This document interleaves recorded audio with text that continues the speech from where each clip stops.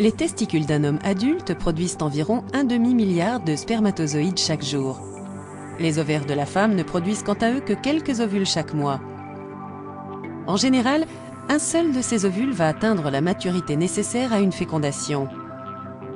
La fécondation n'est possible qu'au moment de la période d'ovulation, c'est-à-dire la période du cycle menstruel de la femme, où l'ovule mature va être libéré de l'ovaire et migrer le long des trompes de Fallope.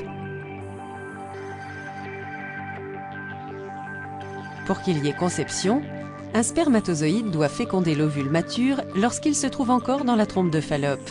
L'ovule fécondé va ensuite s'enfouir dans la muqueuse de l'utérus et former un embryon. La stérilité désigne l'incapacité de concevoir naturellement un embryon malgré des tentatives répétées sur au moins 1 an. Il peut s'agir soit d'une stérilité masculine, soit d'une stérilité féminine. La fécondation in vitro, ou FIV, est une technique hautement sophistiquée qui permet d'aider les couples stériles à avoir un enfant.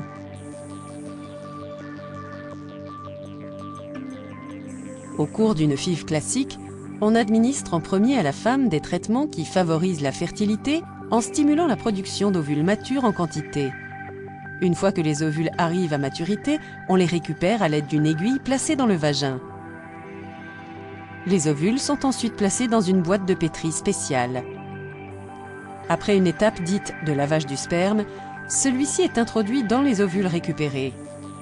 Cette étape consiste à injecter les spermatozoïdes directement dans le noyau de l'œuf à l'aide d'une micropipette.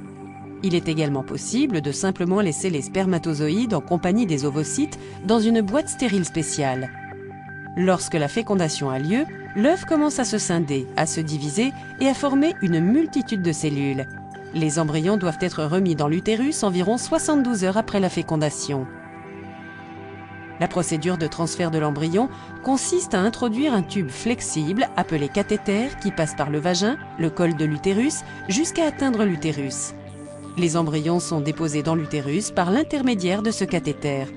Des traitements supplémentaires peuvent être prescrits pour améliorer la probabilité de nidation des embryons dans l'utérus. Afin d'augmenter les chances de grossesse, on transfère en général plusieurs embryons à chaque fois. C'est pourquoi les FIV donnent parfois naissance à plusieurs bébés à la fois.